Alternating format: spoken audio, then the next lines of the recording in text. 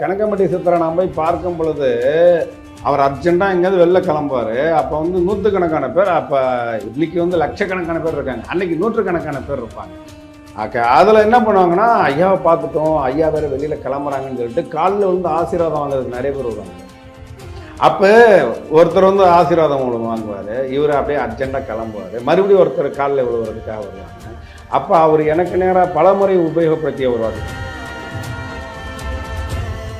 ஆச்சி மசாலா எந்த சமையலும் ருசி தேடும் ரகசியம் 20 ரூபாய். கிரகத்திலேயே மிகப்பெரிய கிரகம் என்பது சூரியன்.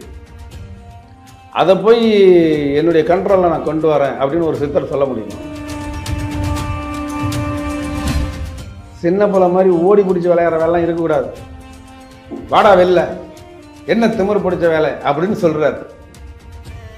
சொல்லிட்டு அவர் பாட்டில் உட்கார்ந்துறார். 2 நிமிஷத்துல அங்கே மழை நின்றது, சூரியன் வெளியில் வந்தது. ஒரு வாரத்திற்கு பிறகு அந்த சென்னை மக்கள் இன்னைக்கு பல பேர் காப்பாற்றப்பட்டதற்கு காரணமே பாபாவுடைய அனுக்கிரகம் தான். எனக்கு தெரிஞ்சு ஒரே ஒரு மூலிகையை பற்றி சொல்லியிருக்கிறார், விவரம் சொல்லியிருக்கிறாரு. அது கோட் வேர்டு தான். ஆனால் அவர் மூலிகையை யூஸ் பண்ணலை. மூலிகையை யூஸ் பண்ணாமல் பெரிய அதிசயங்களை அவர் வந்து செய்தார். இயற்கை சீற்றங்களிலிருந்து மக்கள் வந்து தப்பிப்பதற்கும் எந்திரங்களை பயன்படுத்தியிருக்கிறாங்க. எனக்கு தெரிஞ்சு அவர் இந்த எந்திரம்லாம் பயன்படுத்தினதே இல்லை. இந்த கருடன்கிழங்க வந்து வீட்டு வாசல்ல கட்டிட்டோம்னா அந்த இடத்துல வந்து விஷ ஜந்துக்கள் வராது என்பது ஒரு நம்பிக்கை. ஜாதகத்துக்கும் கிரகத்திற்கும் அப்பாற்பட்டவர் தான் கனகம்பட்டி சித்தர். கனகம்பட்டி சித்தர்கிட்ட போயிட்டு அவர்கிட்ட பிரார்த்தனை பண்ணதுக்கு பிறகு அவருடைய அருட்கடாட்சத்தோடு ஒரு நபருக்கு, ஒரு தம்பதியினருக்கு ஒரு குழந்தை பிறக்கும்.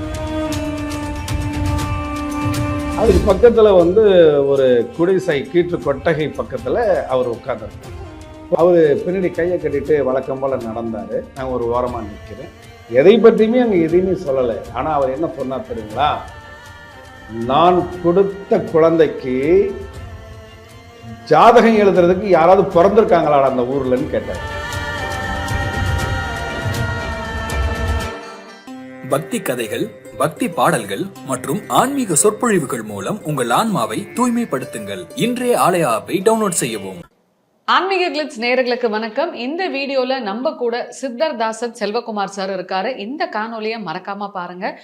இந்த நேர்காணல்ல நம்ம எந்திரங்கள் மற்றும் கனகம்பட்டி சித்தரை பத்தி நிறைய விஷயங்கள் வந்து கலந்துரையாட போறோம். வணக்கம் சார். வணக்கம். சித்தர்கள் தபசுல வந்துட்டு எப்படி சரி எவ்வாறு இந்த மாதிரி எந்திரங்களை பயன்படுத்துவாங்க சார்?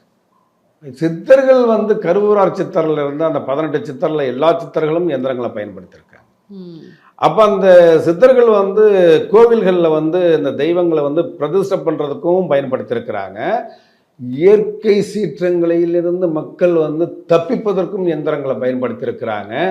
அந்த காலத்தில் இயற்கை சீற்றங்களால் ஏற்படக்கூடிய அந்த வறட்சி, அதனால் ஏற்படக்கூடிய அந்த பாதிப்பு, இதிலிருந்து காப்பாற்றப்படுவதற்காக எந்திரங்களை பயன்படுத்தியிருக்கிறாங்க. அந்த காலங்களில், அதாவது வந்து மருத்துவ உலகில் வந்து பெரிய அளவு வந்து ஒரு விழிப்புணர்வோ வளர்ச்சியோ இல்லாத காலகட்டங்களில் அந்த அம்மை போன்ற காலரா போன்ற பெரிய பெரிய இனம் புரியாத மருத்துவ தீர்வு இல்லாத பெரிய வியாதிகளுக்காக இந்த எந்திரங்களை பயன்படுத்தியிருக்கிறாங்க. சில எந்திரங்கள் இருக்குது, கருட எந்திரம்னு இருக்கும். கருட எந்திரம் போட்டோம்னா பாம்பு வந்து நம்மளை போயிட்டு வந்து தீண்டாது, தீண்டினாலும் விஷம் ஏறாது. இப்படிலாம் வந்து சித்தர்கள் பயன்படுத்தியது எல்லாமே வந்து மக்களுடைய நல்ல வாழ்க்கைக்காகவும் நல்ல வளர்ச்சிக்காகவும் அவர்களுக்காக தான் பயன்படுத்தியிருக்காங்க. இப்போ கனகம்பட்டி சித்தர்கள் வந்து இந்த இயந்திரத்தை பயன்படுத்தி என்ன மாதிரியான அதிசயங்கள் செஞ்சுருக்காங்க சார்? நான் வந்து கனகம்பட்டி சித்தரை வந்து அவருக்கு நான் செல்லப்பிள்ளை மாதிரி. நான் எப்பவுமே போவேன், எந்த அர்த்தராத்திரியில் கூட போவேன். உடனே அவர் இருக்கக்கூடிய அந்த கட்டிலுக்கு பக்கத்திலே போய் நான் இருப்பேன். எனக்கு தெரிஞ்சு அவர் இந்த எந்திரம்லாம் பயன்படுத்தினதே இல்லை.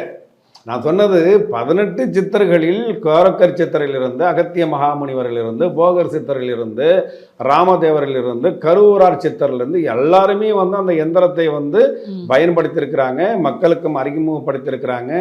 அந்த சித்தர்கள் எழுதியதாக சொல்லக்கூடிய அந்த சுவடியிலிருந்து இன்னைக்கு அச்சு பிரதியாக எடுத்து சரஸ்வதி மகால்லேருந்து எல்லா இடங்கள்லையுமே அது இருக்குது. சரிங்களா?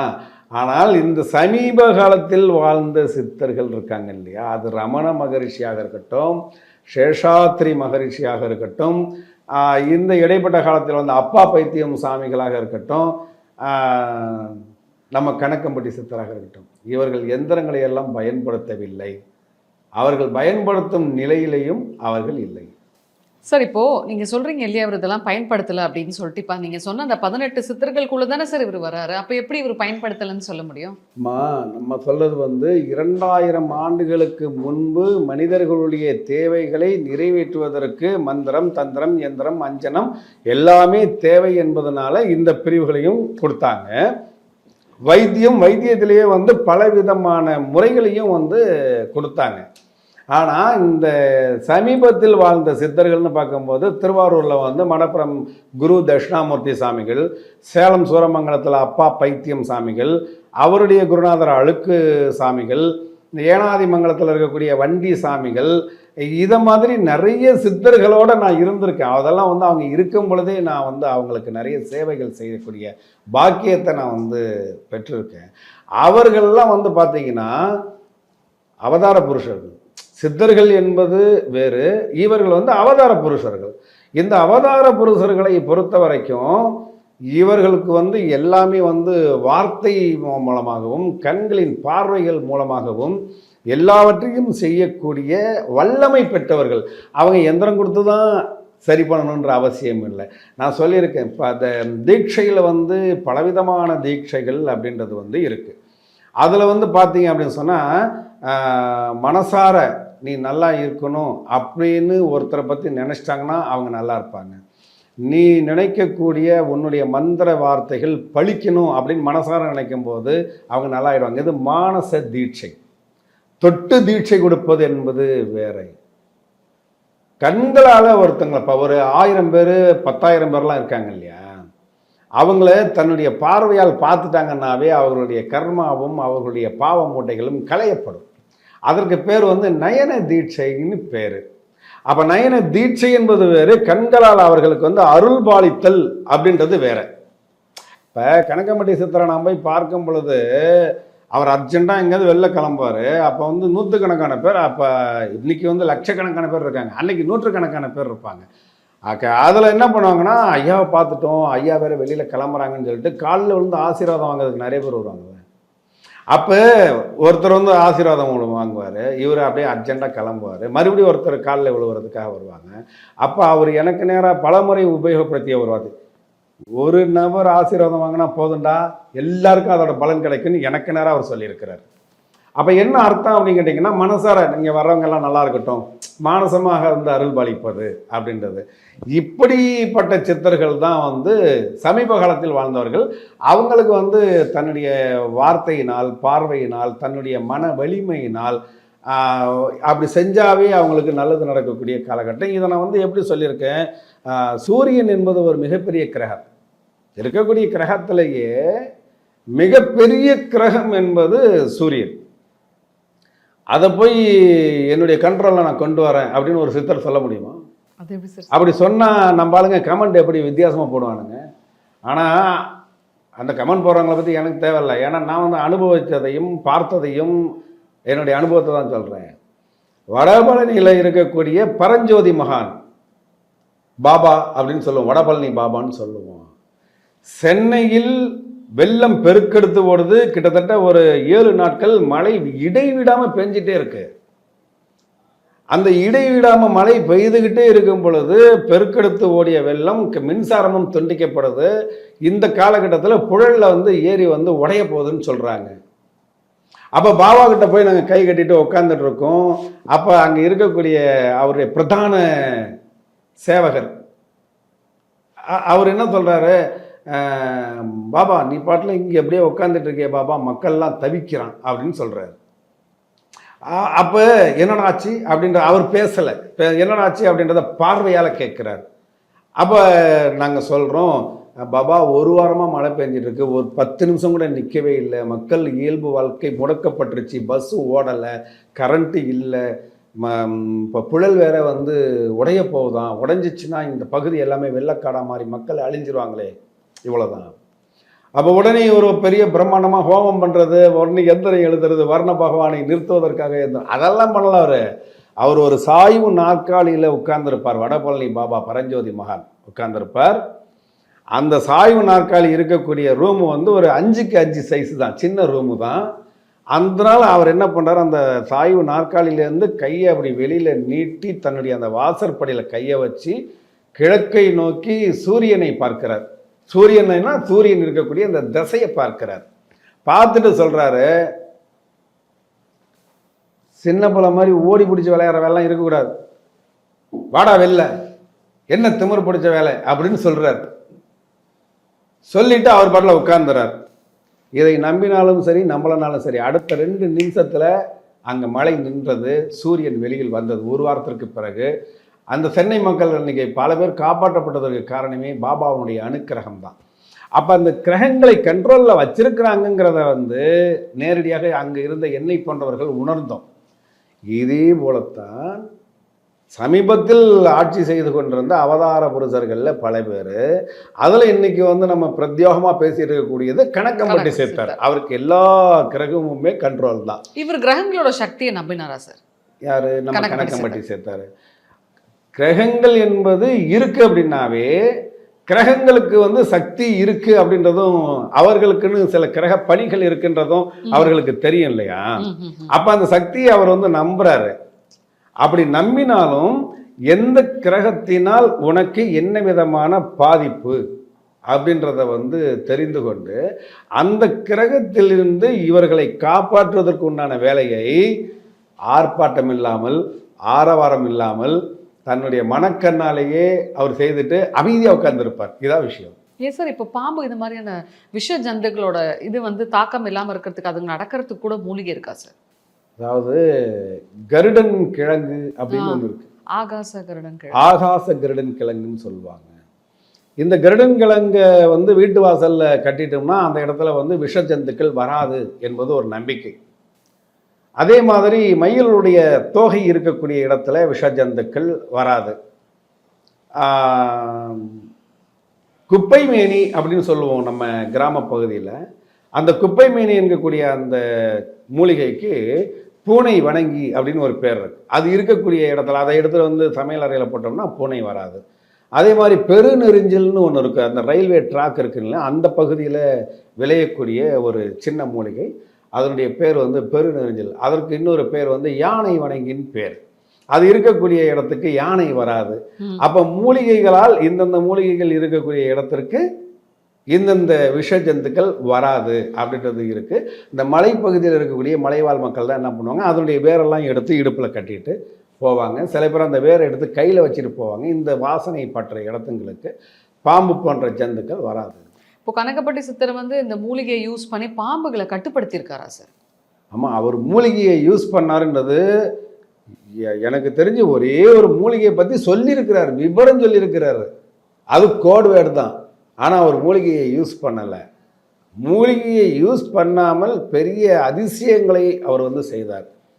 அப்போ மூலிகையை பற்றி அவர் வந்து ஒரே ஒரு மூலிகையை பற்றி விவரம் வந்து கோட் வேர்டாக ஒரு வார்த்தையில் சொன்னார். அது என்ன சொன்னார் அப்படின்னு கேட்டிங்கன்னா, நீண்ட காலமாக ஒரு பெண்ணுக்கு குழந்தை இல்லை, அவங்க மருத்துவமனைக்கு போகிறாங்க. அங்கே போனவொடனே அந்த கர்ப்பப்பையை சுற்றி நிறைய வந்து நீர்க்கட்டிகள் இருக்கிறதா டாக்டர்ஸு சொல்லிடுறாங்க. அதை தவிர தைராய்டு இருக்குது அப்படின்றதையும் சொல்லிடுறாங்க. இதன் காரணமாக ஒரு 5 வருடத்திற்கு ட்ரீட்மெண்ட் எடுத்ததற்கு பிறகு தான் குழந்தை பிறக்குமா பிறக்காதான்றதே நாங்கள் சொல்லுவோம் அப்படின்றத டாக்டர்கள் சொல்லிடுறாங்க. இந்த பெண் என்ன பண்ணுறாங்க, கணக்கம்பட்டி சித்தர்கிட்ட போயிட்டு உட்காடுறாங்க. அப்படி கணக்கம்பட்டி சித்தர்கிட்ட போய் உட்கார்ந்ததுக்கு பிறகு அப்போ கணக்கம்பட்டி சித்தர் அர்ஜென்ட்டாக வந்து மதுரை போகிறதுக்கு கிளம்பிட்டு இருக்கிறார். அப்போ என்ன பண்ணாரு கேட்டிங்கன்னா, வந்தவங்களை வந்து பெண்களை மாரியம்மான்னு தான் கூப்பிடுவார், ஆண்களை சாமின்னு தான் கூப்பிடுவார். என்ன மாரியம்மா உனக்கு எந்த ஊர் அப்படின்னு கேட்டார். அவங்க நாங்கள் சென்னையிலேருந்து வரோம் அப்படின்னு சொன்னாங்க. அடுத்தது அவர் வந்து என்ன சொன்னார்னா, அவங்க தோழிகள் 2 பேர் தான் வந்திருந்தாங்க. ஒரு பெண்ணுக்கு குழந்தை பிறக்கணும், இன்னொரு பேருக்கு நிம்மதி வேணும். 2 பேர் சேர்ந்து வந்திருக்காங்க. என் கூட தான் வந்திருக்கிறாங்க, நான் அந்த இடத்துல நின்றுட்டுருக்கேன். அப்போது என்ன சொல்கிறார் பதில் அப்படின்னு கேட்டிங்கன்னா, வீட்டில் இருக்கும்போது ஊர் கதையெல்லாம் பேசுவீங்கல்ல, இங்கே வந்து ஏன் வாயை மூடிட்டு உட்காந்துருக்கீங்க அப்படின்னு கேட்டுட்டு அடுத்தது சொல்கிறார், நீங்கள் அவங்க உட்கார்ந்துருந்தது ஒரு வேப்ப மரத்துக்கு பக்கத்தில் அவர் உட்கார சொன்ன இடம். அப்போ சொல்கிறாரு, நீ வீட்டில் எப்படி உபக்கதை ஊருகதெல்லாம் பேசுவியோ அதே மாதிரி உன்னுடைய வாயை திறந்து கதை பேசினாதான் இந்த வாய் அசைவில் இந்த வேப்ப மரத்து காற்று உன்னுடைய கர்ப்பப்பைக்கு போய் அங்கே இருக்கக்கூடிய நீர்க்கட்டியை சுத்தம் பண்ணி நீ அடுத்த வருஷம் அந்த குழந்தைய தூக்கிட்டு இங்கே வருவே, வாயை திறந்து பேசிக்கிட்டே இருன்னு சொல்லிட்டு இவர் பாட்டில் கிளம்பி மதுரை போயிட்டார். அப்போ இது எவ்வளோ பெரிய விஷயம். வேப்ப மரத்தினுடைய காற்றை வந்து சுவாசித்தால் வயிற்றில் இருக்கக்கூடிய விஷக்கிருமிகள் கொல்லப்படும் என்பதை ஒரு வார்த்தையில் சொல்கிறார். ஆனால் அந்த ஒரு முறை தான் அந்த மூலிகையை பற்றி அவர் அந்த விஷயத்திற்காக அந்த காரணத்திற்காக சொல்லியிருக்கிறார் தவிர மற்ற நேரங்களில் அவர் மூலிகையை பற்றியோ எதை பற்றியும் அவர் என்கிட்ட பேசினதே இல்லை. வேறு யாரும் வந்து இல்லைங்க அவர் மூலிகையெல்லாம் வச்சு இது பண்ண யாருமே சொல்ல முடியாது, அப்படி எதுவுமே இல்லை. ஆனால் நீங்கள் கேட்க வந்தது, இது போன்ற மூலிகைகளை வைத்து பாம்பு போன்ற விஷஜந்துக்களை அவர் கட்டுப்படுத்தி நீங்கள் பார்த்துருக்கீங்களா, அதை நீங்கள் கேட்க வந்தது. அதில் என்ன அப்படின்னு கேட்டிங்கன்னா, சென்னையிலிருந்து சுதாகர் அப்படின்ற பேரில் அவங்க ஒரு 3 நண்பர்களோடு சேர்ந்து போகிறாங்க. அவர் போகும்போது தீர முடியாத வயிற்று வலி, அது என்ன வயிற்று வலின்றதே அவருக்கு வந்து தெரியல. அந்த வயிற்று வலியிலேருந்து டாக்டர்களெல்லாம் காப்பாற்ற முடியல, கணக்கம்பட்டி சித்தரால் காப்பாற்ற முடியுன்ற நம்பிக்கையோடு அவங்க போகிறாங்க. அப்படி போகும்பொழுது அன்றைக்கி வந்து இரவு நேரம் ஆகிடுது. அந்த இரவு நேரத்தில் வந்து கணக்கம்பட்டி சித்தர் வந்து அந்த பிரச்சனைக்குரிய வயிற்று வலியோடு இருக்கக்கூடிய அந்த நபரை பார்த்து அந்த இடத்துல போய் படு அப்படின்னு சொல்கிறாரு. அவர் சொல்கிற இடம் வந்து பார்த்தீங்கன்னு சொன்னால் அறுவடை முடிந்து வரும் அந்த செடி கொடிகள் காய்ந்து போய் இருக்கக்கூடிய வயல்வெளி பகுதி. இவர் போய் படுக்கிறாரு. கிட்டத்தட்ட ஒரு அரை மணி நேரம் ஆயிடுச்சு. ஐயா சொன்னதுக்கு பிறகு தான் அந்த இடத்துலேருந்து எழுந்து வர முடியும். இப்போ அந்த இடத்துல ஒரு பாம்பு வந்துருச்சு, நல்ல பாம்பு. ஆனால் அந்த நல்ல பாம்பு வந்தது அவர் படுத்திருந்த இடத்துக்கு தலைக்கு நேரம் படம் எடுத்து நின்றுச்சே தவிர இவர் எதுவுமே செய்யலை. ஆனால் இதையும் ஐயா பார்க்குறார், கணக்கம்பட்டி சித்தர் பார்க்குறார். பார்த்துட்டு பாதுகாப்புக்காக நான் தான் நிறுத்தி வச்சேன்னு சொல்லிட்டு உட்கார்ந்து அவர் படுத்திருந்த கிட்டத்தட்ட 2 மணி நேரமும் அந்த பாம்பு அங்கே தான் இருந்துச்சு. எங்களுக்கெல்லாம் வயிற்றுல தண்ணி இல்லை, என்ன நடக்க போதோ அப்படின்னு சொல்லிட்டு. இருந்தாலும் ஐயாவை நம்பியிருக்கோம், இருந்தாலும் பாம்பு தானே அப்படின்றது ஒரு பாம்புனா படையே நடக்கும்ல, அதுக்கு பிறகு அந்த பாம்பு வந்து தன்னுடைய இடத்துக்கு எப்படி போணுச்சுன்றதே தெரியாது. இவருக்கு வயிற்று வலி தீர்ந்தது. ஆனால் இவர் எந்த மூலிகையை வைத்து எந்த எந்திரத்தை வைத்து இவர் வசியம் பண்ணார்னு யாராவது சொன்னாங்கன்னா அப்பெல்லாம் எதுவுமே கிடையாது. ஏன் சார் இப்போ இவரோட பார்வையில ஜோதிடமும் ஆன்மீகமும் ஒண்ணா சார்? அந்த அவருடைய ஜாதக கிரகங்கள் உண்மை. அப்போ கிரகங்கள் உண்மை அப்படின்னாவே ஜாதகமும் ஜோதிடமும் உண்மைதான். அந்த ஜோதிடத்தில் கணிப்புகளை செய்து அதை ஒழுங்காக சொல்லக்கூடிய ஜோதிடர்களுடைய கணிப்பு வேண்டுமானால் தவறி போயிருக்கலாம், அவங்களுக்கு கணக்கு தெரியாது அப்படின்றதுனால. அப்போ நம்ம ஜாதகம் கிரகங்கள் உண்மைன்னு போயிட்டோம் அப்படின்னாவே தெய்வமும் உண்மை அப்படின்ற இடத்துக்கு போயிடுவோம். ஆனால் ஜாதகத்துக்கும் கிரகத்திற்கும் அப்பாற்பட்டவர் தான் கணக்கம்பட்டி சித்தர்.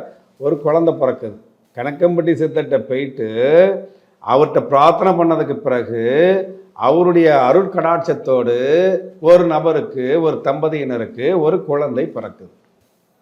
இந்த குழந்தை பிறந்ததற்கு பிறகு குழந்தை பிறந்த சந்தோஷத்தின் உச்சத்தில் இருக்காங்க. அப்போ குழந்தை பிறந்தோன்னு எல்லாம் நல்லா பண்ணுவாங்க, ஜோதிடர்கிட்ட போயிட்டு நாங்கள் என்ன பேர் வைக்கலாம், இந்த குழந்தை பிறந்த நேரம் மாமா நல்லா இருப்பாங்களா, பாட்டி நல்லா இருப்பாங்களா, இதனை கேட்பாங்க. அப்படி இதை கேட்கும்போது குழந்தை ஏண்டா பிறந்துச்சின்னு நினைக்கிற அளவுக்கு ஒரு பெரிய அதிர்ச்சியான இடியா அந்த பெற்றோர்களுடைய பேரண்ட்ஸ் தலையில் விழுது. என்ன விழுது? இந்த குழந்தை பிறந்த நேரம் இந்த குழந்தைகளுடைய தகப்பனார் 6 மாதத்திற்குள் வெட்டி கொல்லப்படுவார். ஐயோ, கிரகங்கள் மிக பாதகமாக இருக்கிறது. அதுக்கப்புறம் இவனுக்கு ஏது சாப்பாடு, தூக்கம், இது எல்லாமே. ஒரு நபருக்கு கிட்டத்தட்ட 10 ஜோதிடர்கள்ட்ட போயிடுறாங்க. இந்த 10 ஜோதிடரும் மிக பிரபலமான ஜோதிடர்கள்ட்ட தான் போகிறாங்க. அந்த ஜோதிடர்கள்லாம் சில பேர் தன்னை பிரம்மனாகவே கூட நினைத்து கொண்டிருக்கக்கூடிய ஜோதிடர்கள். நான் சொன்னது தான். அப்படிப்பட்ட ஜோதிடர்கள் கூட இந்த குழந்தை பிறந்த நேரத்தின் பிரகாரம் இவருக்கு தகப்பனார் 6 மாதத்துக்கு மேலே உயிரோடு இருக்க முடியாது, அதுவும் எதிரிகளால் வெட்டி கொல்லப்படுவார். இதுதான் ஜாதக நிலை அப்படின்றத வந்து சொல்கிறாங்க. இப்போ என்ன பண்ணலாம் அப்படின்னு திரும்ப கடைசியாக எங்கிட்ட வரும்போது நீங்கள் எங்கே போனதுக்கு பிறகு குழந்தை பிறந்துச்சுங்க? நான் கணக்கம்பட்டி சித்தர்கிட்ட போனேன், அவர்கிட்ட பிரார்த்தனை பண்ணேன், குழந்தை பிறந்துச்சு. அப்போ நீங்கள் என்ன பண்ணுங்க, நீங்கள் இந்த 1 வயதுக்குள்ளே குழந்தைக்கு ஜாதகமே எழுதக்கூடாது, பாலரிஷ்ட தோஷம் வரும். நீங்கள் அதையும் மீறி தப்பு பண்ணிட்டீங்க, ஒரு ஜாதகம் எழுதிட்டீங்க, நீங்கள் இதை இப்படியே எடுத்துகிட்டு கணக்கம்பட்டி சித்தர்கிட்ட போங்க, மீதியை வந்து அவர் சொல்வாருண்ணே. இல்லை நீங்கள் கண்டிப்பாக வரணும், எங்களுக்காக வாங்க அப்படின்னாங்க. சரிங்கன்னு சொல்லிட்டு போயிட்டேன். அங்கே போனதுக்கு பிறகு எதையுமே அவர்கிட்ட சொல்லலை, எந்த விஷயத்தையுமே சொல்லலை. அது உள்ளே போகும்போது ஒரு நுணா மரம்னு ஒரு மரம் ஒன்று இருக்கும், அந்த மரத்தடியில் இவருடைய பாதரட்சை, அவர் போட்டிருக்கக்கூடிய செருப்பு அந்த இடத்துல கழட்டி விட்டுருப்பார். அதுக்கு பக்கத்தில் வந்து ஒரு குடிசை கீற்று கொட்டகை பக்கத்தில் அவர் உட்கார்ந்துருப்பார். போன உடனே மனசு வர நமஸ்காரம் அப்படின்றத மனசில் வச்சுட்டு பிரார்த்தனை பண்ணிவிட்டு கிட்ட போகிறேன். அவர் பின்னாடி கையை கட்டிட்டு வழக்கம் போல் நடந்தார். நான் ஒரு ஓரமாக நிற்கிறேன். அந்த பெற்றோர்களும் தன்னுடைய குழந்தையோடு அந்த குழந்தையின் ஜாதகத்தோடு அந்த இடத்துல நிற்கிறாங்க. எதை பற்றியுமே அங்கே எதையுமே சொல்லலை. ஆனால் அவர் என்ன சொன்னார் தெரியுங்களா? நான் கொடுத்த குழந்தைக்கு ஜாதகம் எழுதுறதுக்கு யாராவது பிறந்திருக்காங்களா அந்த ஊர்லன்னு கேட்டார். சத்தியமான ஒன்று, நான் கொடுத்த குழந்தைய நான் கொடுத்தன்றது தெரிஞ்சு இதுக்கு ஜாதகம் எழுதுகிற அளவுக்கு இந்த ஊரில் எவனாவது ஒரு ஜோசியம் இருக்கானாடான்னு என்னை கேட்குறாரு. நான் அவங்கள தான் பார்த்தேன். அவங்களுக்கு பயம், ஏன்னா ஐயா அடிப்பார் திட்டுவார் அப்படின்ட்டு. அவங்க உடனே இப்போ என்ன பண்ணலான்னு கேட்டாங்க. நான் உடனே மனசுக்குள்ளே தான் கேட்குறேன், ஐயா என்ன பண்ணலாம் அப்படின்னு கேட்குறேன். உடனே அவர் என்ன சொல்கிறாரு, எழுதின ஜாதகத்தை என் செருப்புக்கு கீழே வச்சுட்டு போடா, எல்லா கிரகத்தையும் என் செருப்பு பார்த்துக்குன்றார். ஒரு மனிதன் தெய்வமாக மாறி அந்த தெய்வத்துக்கு எந்த அளவுக்கு சக்தி இருந்தால் கிரகங்களை என்னுடைய செருப்பு பார்த்துக்குன்ற வார்த்தையை யூஸ் பண்ண முடியுன்றத அங்கே பக்கத்தில் இருந்து உணர்ந்த என் போன்றவர்களுக்கு தான் தெரியாது. ஏன் சார் இன்றைய காலகட்டத்தில் நம்ம சித்தர்கள் சொன்ன விஷயங்களும் இந்த எந்திரங்கள் இந்த மாதிரியான விஷயங்களை பயன்படுத்தினா நம்மளோட வாழ்க்கையில் என்ன மாதிரியான மாற்றங்கள் சார் வரும்? ஆமாம், நான் சொன்ன பிரகாரம் அந்த கரெக்டான எந்திரத்தை நம்ம பயன்படுத்தினால் அஷ்டகர்மமும் நடக்கும். அஷ்டகர்மம் அப்படின்றது வந்து என்ன அப்படின்னு கேட்டிங்கன்னா, தனவசியம், தானியவசியம், ராஜவசியம், லோகவசியம், அஷ்ட ஐஸ்வர்ய வசியம், வியாதிகள் இல்லாமல் இருக்கிறது, ஆஸ்பத்திரிக்கு போய் அலையாமல் இருக்கிறது, தண்ட செலவு பண்ணாமல் இருக்கிறது, குழந்தைகள் நம்மளுடைய பேச்சை கேட்டு நடந்து கொள்வது, குழந்தைகள் நன்றாக படிப்பது, குழந்தைகளுடைய தகுதிக்கு ஏற்ப வேலை கிடைப்பது, தடைபட்டு இருந்த திருமணம் நடப்பது, இது எல்லாமே முடியும். ஆனால் எந்திரம் போட்டு சத்துரு சம்ஹாரம் பண்ணிக்கலாமாங்க? எந்திரம் போட்டால் ஒரு எதிரிகள்லாம் இல்லாமல் போயிடுவாங்களா? நிறைய பேர் கேட்பாங்க. அப்படிலாம் எதுவுமே கிடையாது. சத்ரு சம்ஹார பூஜை என்பதே வந்து திருச்செந்தூரில் இருக்கக்கூடிய சத்ரு சம்ஹார சுவாமிகள் கோயிலுக்கு போய் அங்கே பார்த்தவங்களுக்கு தெரியும், இல்லை என்னுடைய இதற்கு முந்தைய பதிவுகளை பார்த்தவங்களுக்கு தெரியும். சத்ரு அப்படின்னாவே நம் உடலில் நமக்கு தெரியாமல் இருக்கக்கூடிய வியாதி சத்ரு, நம்முடைய முயற்சிக்கும் வெற்றிக்கும் தடையாக இருக்கக்கூடிய நமது எண்ணங்களும் கீழ்த்தரமான சிந்தனைகளும் சத்ரு. அதெல்லாம் நம்ம போனால் மட்டும் எப்படிங்க முடியும் அப்படிங்கக்கூடிய அந்த இயலாமை சத்ரு, கிரக ரீதியாக இருக்கக்கூடிய தடைகள் சத்ரு. சரிங்களா? இது வந்து விளக்குவதற்கு பேர் தான் சத்ரு சம்ஹார பூஜை. அதற்கு தான் வந்து வேல்மாறல் சொல்லி அல்லது வந்து சடாட்சர யந்திரம்னு பேர். அந்த சடாட்சர யந்திரத்தை எடுத்து போகும்போது நம்மளுடைய மனத்தில் வந்து ஒரு நம்பிக்கை ஏற்படும். பரவாயில்ல, நம்மாலும் முடியும், அந்த நம்பிக்கை ஏற்படும். டாக்டராகவே அலைஞ்சிக்கிட்டு இருக்கோம், ஆனால் வியாதி மட்டும் சரியாகலை, அதுக்கு ஒரு தீர்வு என்பது ஏற்படும். தீர்வுனா மந்திரத்தால் எப்படிங்க மாங்காவலும் அப்படிலாம் இல்லை. நல்ல டாக்டர்கள் கிடைப்பாங்க, நல்ல மருத்துவர்கள் கிடைப்பாங்க. சில பேருக்கு வந்து ஜாதக ரீதியாக வந்து ஆங்கில மருத்துக்கு போகக்கூடாது, ஹோமியோபதிக்கு போங்க. நீங்கள் ஹோமியோபதிக்கு போகக்கூடாது, யுனானி போங்க. யுனானி போகக்கூடாது, சித்த மருத்துவம் போங்க. சித்த மருத்துவம் போக வேணாம், நீங்கள் வர்மா போங்க. நீங்கள் எதுவுமே போக வேணாம், சும்மாவே இருங்க, சாப்பாட்டில் மட்டும் கவனம் செலுத்துங்க. இதை மாதிரியான அமைப்புகள்லாம் இருக்கும். அதை தெரிஞ்சுக்கிறதுக்கு அந்த கிரக நிலைகள் இடையூறாக இருக்கும் இல்லையா? அந்த கிரக ரீதியான அந்த தாக்கத்திலிருந்து நம்மை காப்பாற்றிக் கொள்வதற்கு சில எந்திரங்கள் வேலை செய்யும். ஸோ சூப்பராக நிறைய விஷயங்கள் சொன்னீங்க சார், மிக்க மகிழ்ச்சி. நன்றி சார். பக்தி கதைகள், பக்தி பாடல்கள் மற்றும் ஆன்மீக சொற்பொழிவுகள் மூலம் உங்கள் ஆன்மாவை தூய்மைப்படுத்துங்கள். இன்றைய ஆலய ஆப்பை டவுன்லோட் செய்யவும். எந்த சமையலும் ருசி தேடும் ரகசியம் 20 ரூபாய்.